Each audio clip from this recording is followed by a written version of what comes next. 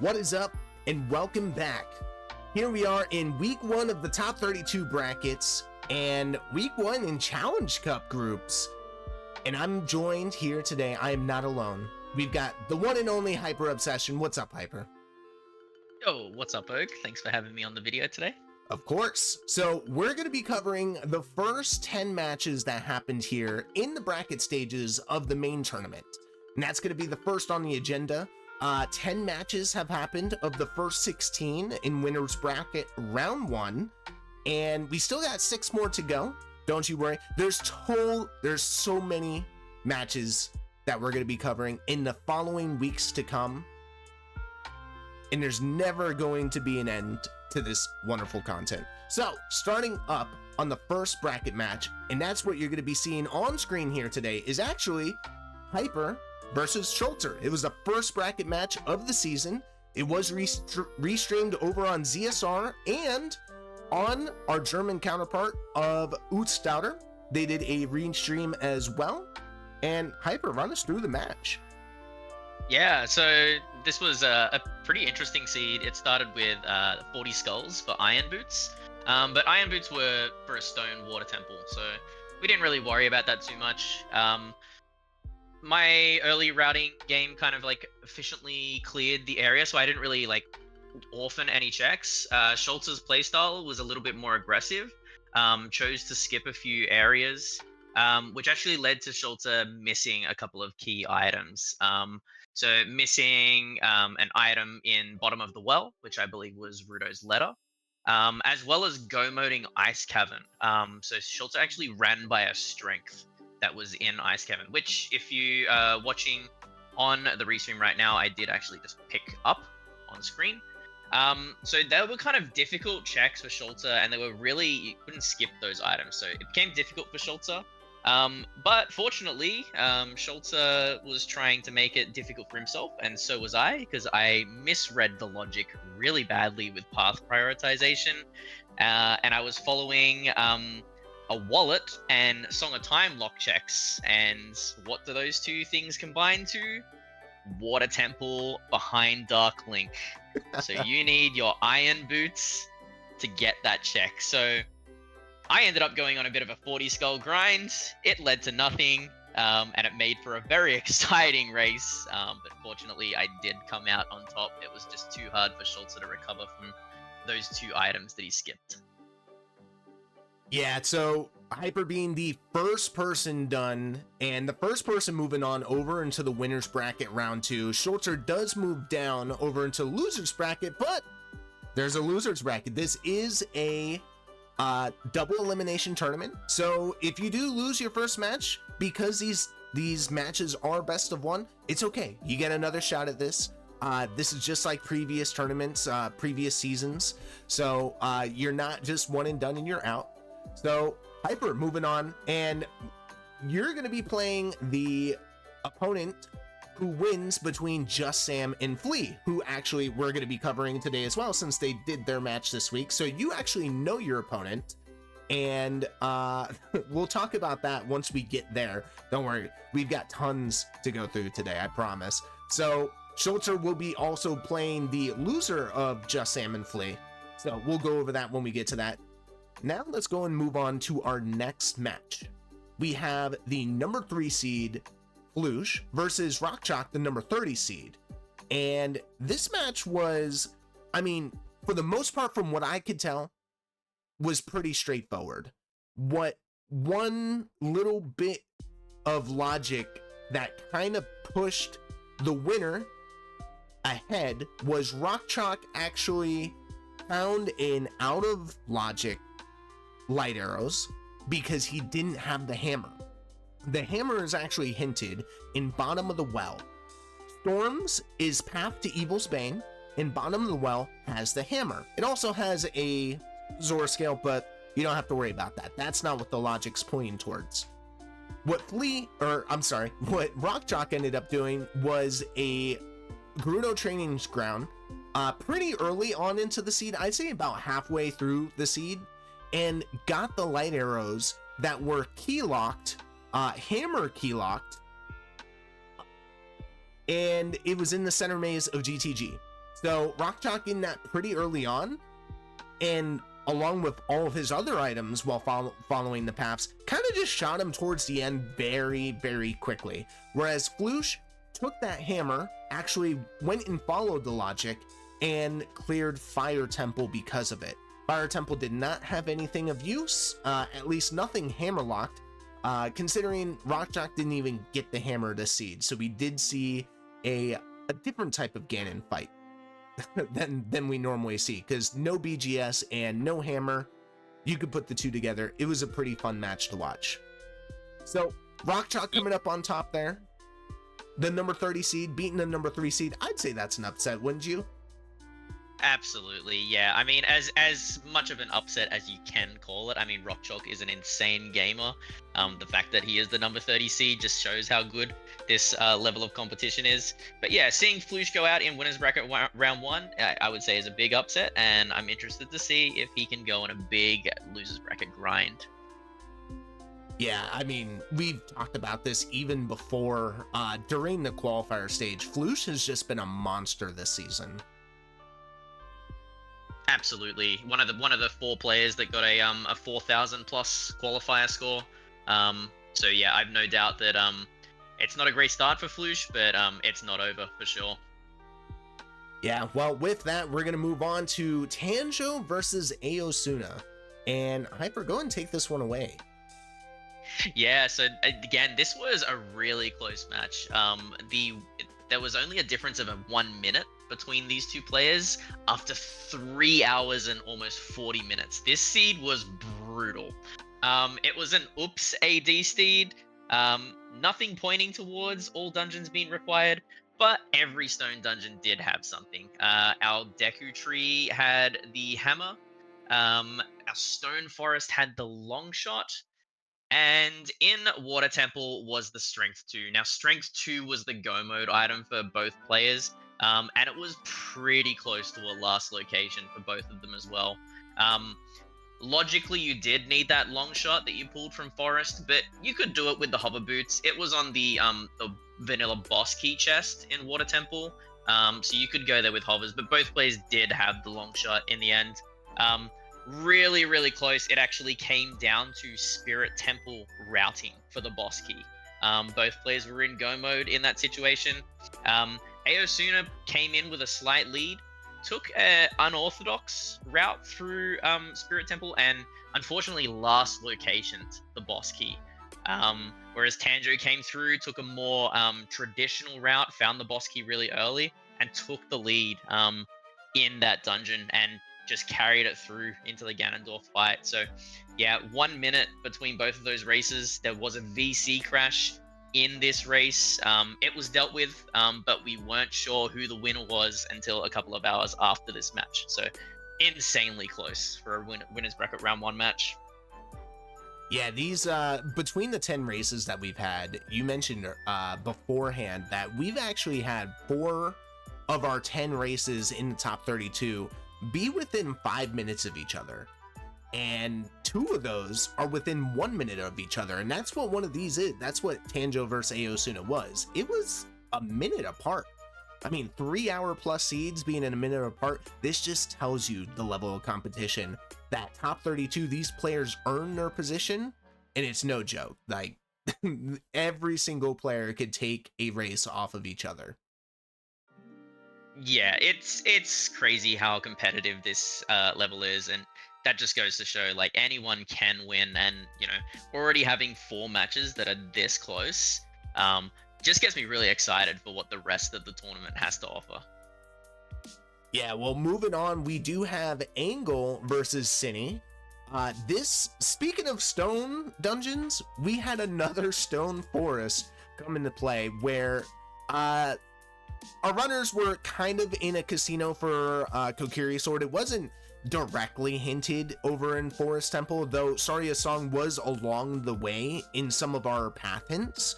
So Saria's song unlocking the access over to Forest Temple K-Sword was just sitting on PG. We saw this in a qualifier earlier this season where Phantom Ganon just straight up hoarding one of our go modes. I believe it was Strength 2 on Phantom Ganon in one of our qualifiers, and this one had Kokiri Sword with nothing in Deku, but I digress there. So there was a Rudo's letter behind the path to magic in Kokiri Forest, or magic was the path in Kokiri Forest, which pretty much opened the seed here. And there's a Volvagia hovers logic that we all know and love, meaning that Volvagia just has a key and there's probably going to be an early boss key, meaning that Deep Fire wasn't really a big play there. We have an Evil's Bane hint in the Angle vs. Cine seed as well, which is also just a Light Arrows chilling in market. It was market to Evil's Bane, and Light Arrows were just pretty early on there, so you didn't really have to worry about getting that hint. It was, dare I say, slightly useless. But that's going to wrap that up there. Cine did take the win here, and I do believe that is also another upset, as Angle is our 5th seed, and Cine being the 28th seed there. Yeah, so just another crazy result. Like, just these higher seeds taking down some of these like monsters really early. It's gonna make losers bracket just an absolute death ground. Like, I do not want to be in that lower bracket. It's already looking very scary. Yeah, I mean, I don't want to be at this. I don't want to face off anybody here in the top 32. Like, genuinely, the lower bracket already is stacked. And I'm looking at the winners bracket as well, and I'm like, I don't want to be anybody in anybody's shoes here. So it's pretty rough. And speaking of pretty rough, we do have a match following up with Xavi versus Seize. Xavi being our season 7 champ of last year, and Seize being the runner up in season 6. Is that? Yeah, that's exactly right. Two absolute legends of the game going up in round 1. Our 16th and 17th seed as well. So this was our closest seed pairing for round 1. Just an absolute monster matchup, and we actually commentated this one together. Yeah, that was fun. Yeah, but what a match it was. Like, Seize just god routed really the first hour of the game, and it really looked like Seize had a big advantage over Xavi. Xavi missing a really key item in his child routing. It was the Hyrule Castle Ferry. I believe it had Rudo's letter. Yeah. And that was something that Xavi was missing for a long time, but it got to a point where Xavi only had a few checks in the game logically left. And so we were feeling confident that he would find it at a certain point. But the question was, where does Xavi save back that time on Seize? And the answer was going out of logic and going GTG early, whereas Seize chose to stay in logic, follow the letter, go into Ice Cavern, and grab Eponas, which was your logical way to get to GTG. Xavi skipping that really put him back in a position where he looked like he might be able to catch back up. Seize still had a lead. That's how strong Seise's opening routing was. It was just so strong that even an unnecessary Ice Cavern still had him in the lead. And we got to a point where both players were finally in go mode, and they were just routing their last few dungeons. And it came down to execution, basically. Who could execute more? I think Seize was running through Water Temple, and Xavi was running through, I believe it was Shadow Temple. Yeah. And we didn't know who was in the lead. It looked like they were going to be fighting the bosses at the exact same time. And it was going to come down to Ganon's Castle.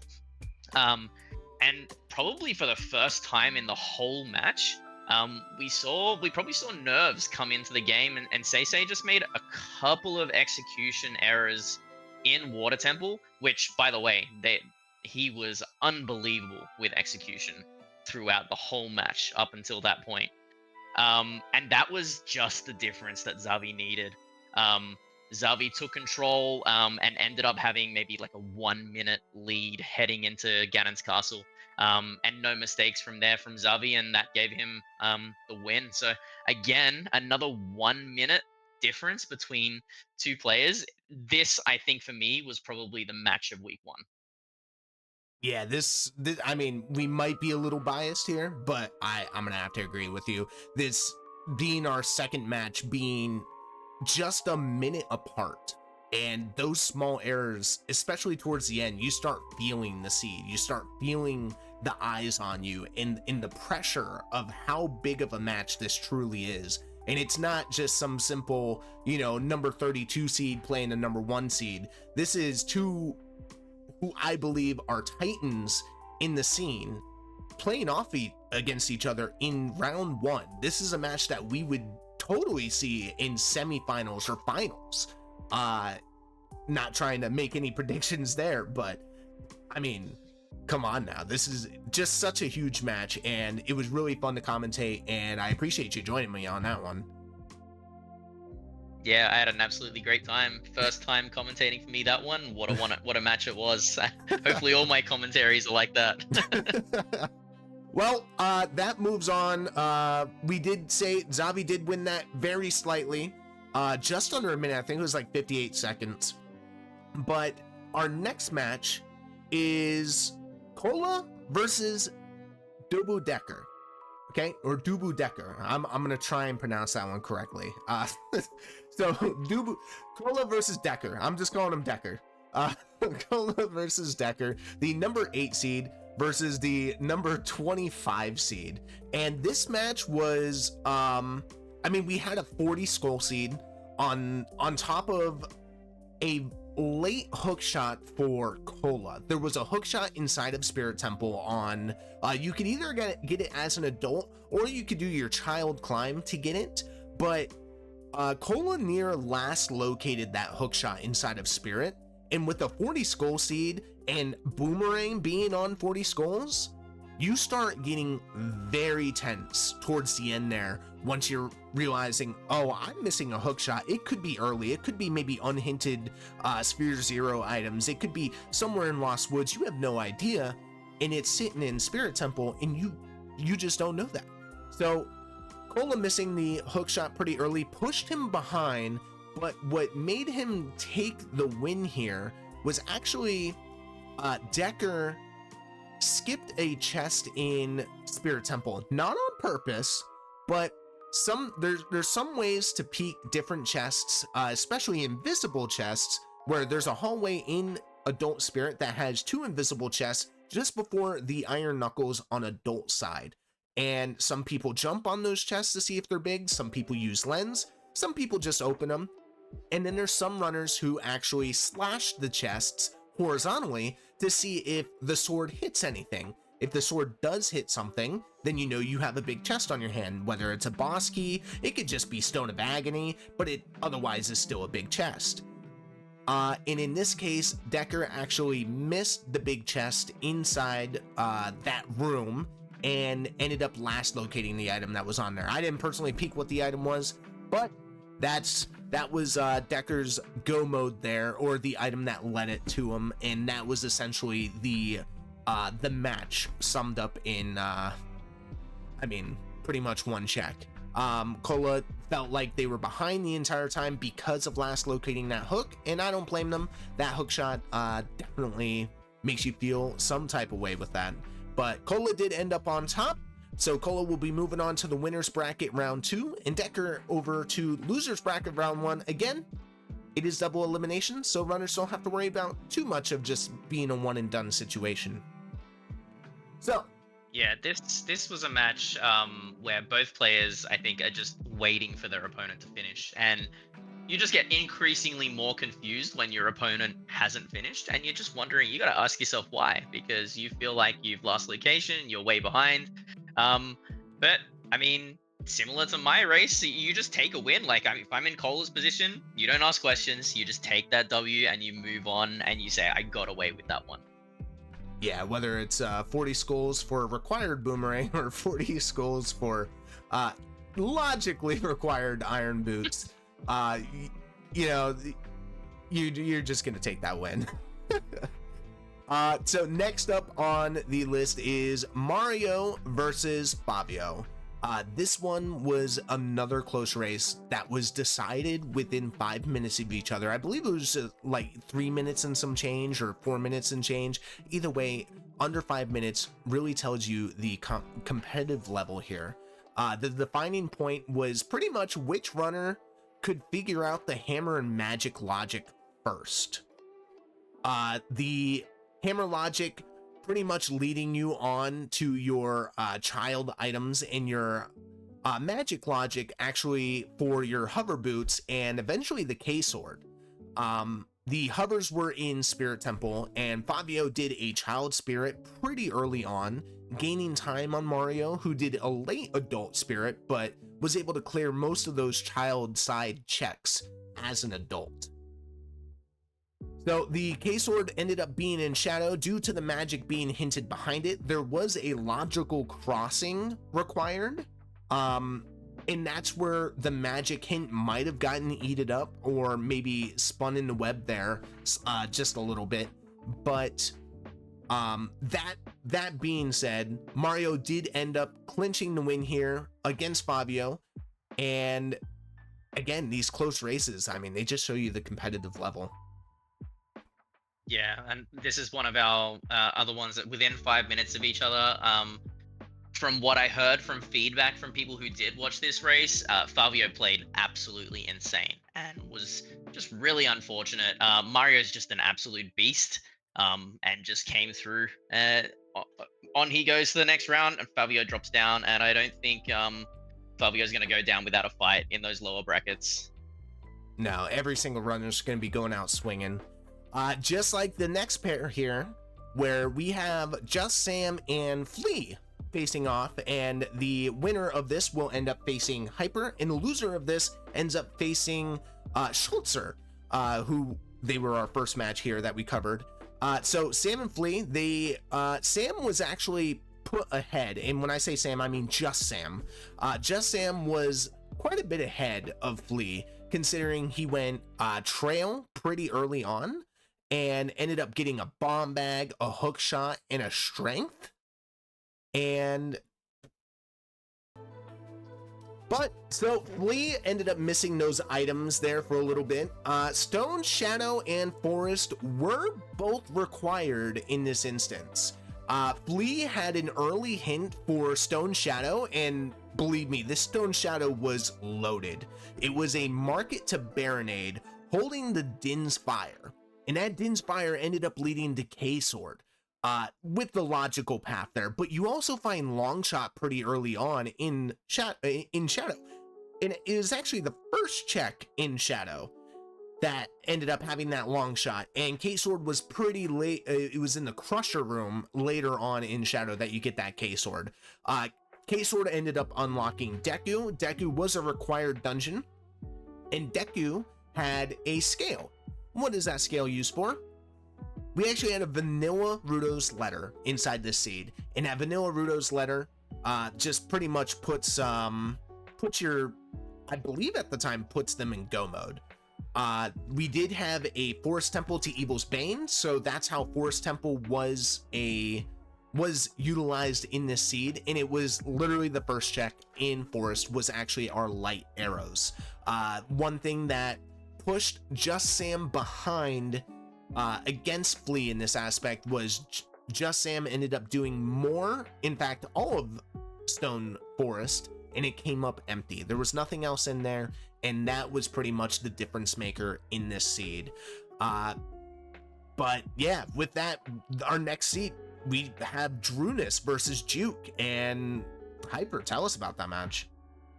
Yeah, I mean, another like crazy matchup. I think these two guys are both just monsters. Really intense match. And a lot of major items early. Like runners basically had everything they needed before the 1 hour mark, except for the hook shot. So you think, okay, just find the hook shot and easy seed, right? No. Guess where the hook shot is? OGC Fairy. You need all 3 strengths to get your first hook shot. And this just ended up being a really bad seed. And in the end, Duke came through, found that hook shot, just too big an advantage finding it before Drew, and comes away with the win in that match.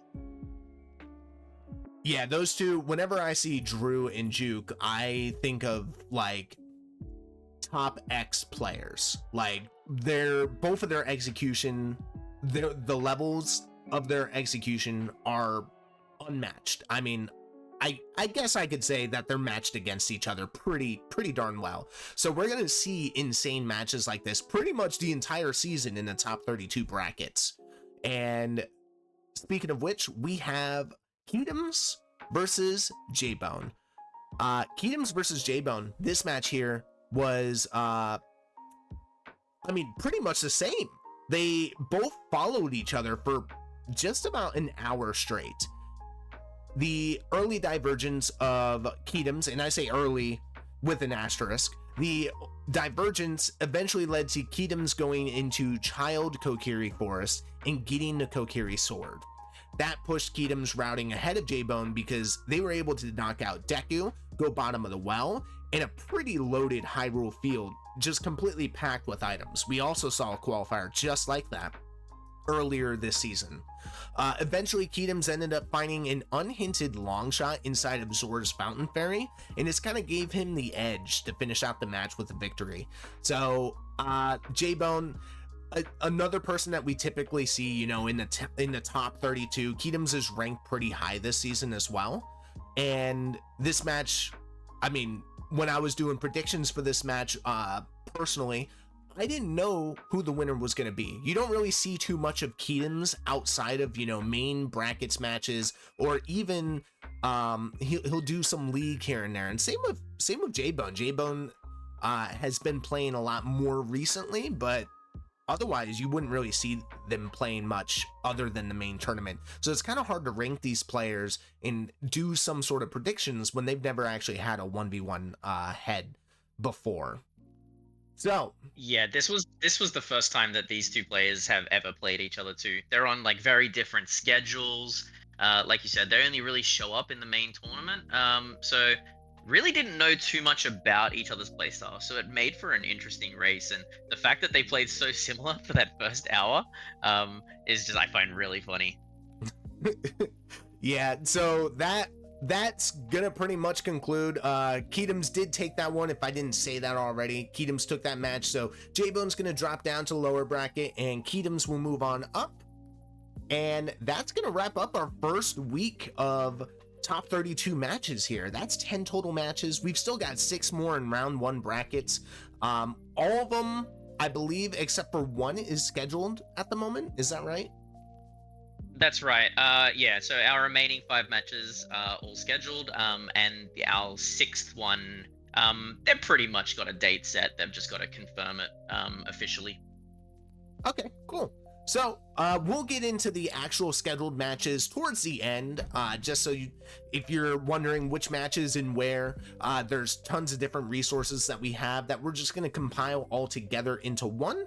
And we're going to take a touch up on Challenge Cup here.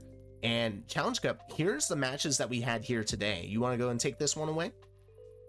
Yeah, so I'm going to go through these results. Challenge Cup has a lot of matches, so we're just going to go through the results. I wouldn't say there were any surprises in these matchups. A lot of them could have gone either way, but there were some close matches. So with these matches, our first match was Titu versus Kawari.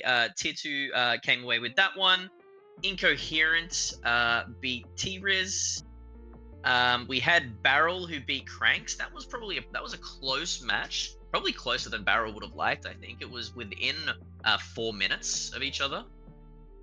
Brot finished against Krez. This was another close matchup, only 4 minutes between them. There was an FPA call that needed to be investigated to make sure that Brot did win. Comes away with that win. Nath beats Cranks, so that is 0-2 for Cranks. That doesn't mean that it's over for Cranks. Can still get into a 3-way tiebreaker, but needs someone in his group to go 3-0 for that to be a possibility. Needs to get a win in Cranks' last match, so we'll see if they can get that done. Kaipi beats Creative Username in a very close match. This was our closest Challenge Cup match of the week, within almost 1 minute of each other. So that was a 3-hour seed, and they finished very close. Bayonog beating T Grenadier, and we had Le Plopper beating Decoy Troy. So yeah, some interesting matches in our first week. There's only 8 matches this week, being, they were just groups announced very recently. I think we're going to see a lot of matches in week 2, so that's going to be exciting to cover. Yeah, I'm actually scared of how many are going to be shown up on the screen here next week. These runners only had 2.5 days to play these matches. Yes, Challenge Cup has twice the amount of players as Top 32, as they're doing seeds 33 through 96, but just in 2.5 days, we had 8 matches, whereas there were only 10 matches in Top 32 played in the entire first week that they were able to schedule. So next week, there's probably going to be twice the amount on the screen, and I might not even put everybody on the screen. There's not enough room. So I will say there are tons of restreams. Not every match is being restreamed, but on the Silver Gauntlets channel and the Zelda Speedruns channel, and if you're German or French or even Brazilian, we haven't had any Brazilian ones yet, there are German and French restreams on just about every other match that is happening. If there's a German player in a Top 32 match, there's probably a German restream. I would highly suggest go check out OoTR. He ends up doing the German restreams hosted over there, and for the French restreams, you could see on that is Marco that does them. We have Poppy Grant that does them. I know I'm missing one more. Necro. Zoro. there's a lot. Manu as well. Yeah, there's a lot of French people willing to do restreams, so a lot of coverage for French players, which is just amazing to see. Yeah, I do know that Ecola ends up doing some restreams on there as well. So if you're a French player and you want some, matches to watch, you probably already know this. Go check those guys out, and you're gonna have a lot of fun watching them. I could guarantee you that. So with the end of Challenge Cup wrap up there, we are going to go over next week's forecast. And next week, we have quite a few banger matches and a few that really stood out to me. So for next week, January 6th, which is, today, that we're recording this, and hopefully this goes up today, but 2 p.m. Eastern Standard Time, we do have Volk versus Sponge. That is going to be an insane match, and I really recommend that you tune in. It does look like we have a French restream of this match, and let me see it's going to be on Marco's channel, so please go watch it. If you're interested in OT and you are French, you probably already know Marco. Go watch that one. That one's going to be insane to watch. We also have a What the Hell's Happened versus Ryu Kane, and that's going to be on January 7th at 1 p.m. And that one's got also another French restream, and that one's going to be on Manu. That's somebody that we didn't mention. Manu is going to be restreaming that one for sure. We don't know about any Zelda speedruns restreams at the moment. We will update them in real time when we find out.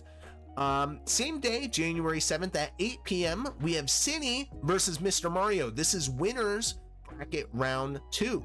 We saw these two, we covered these two players here today, and they're going to be facing off to see who gets to winners bracket round 3 or losers bracket round 2.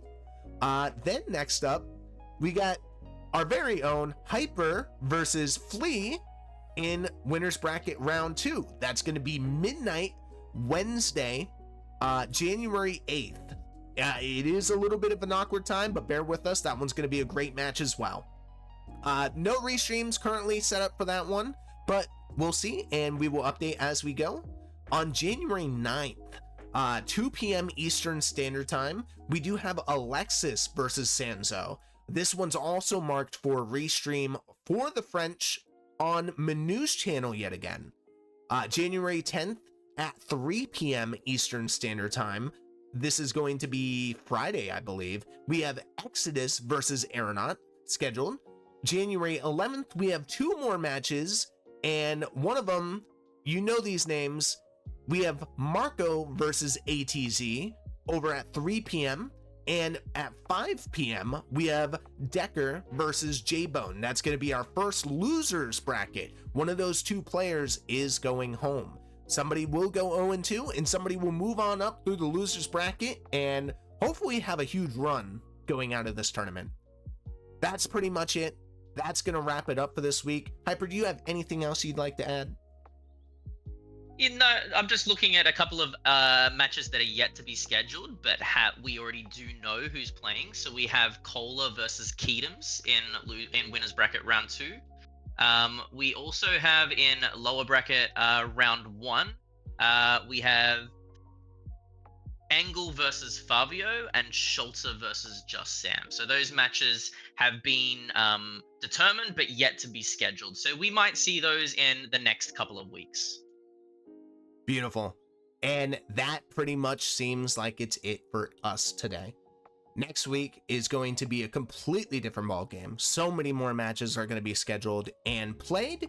We're going to have tons of coverage and content for you guys, and we hope to see you then.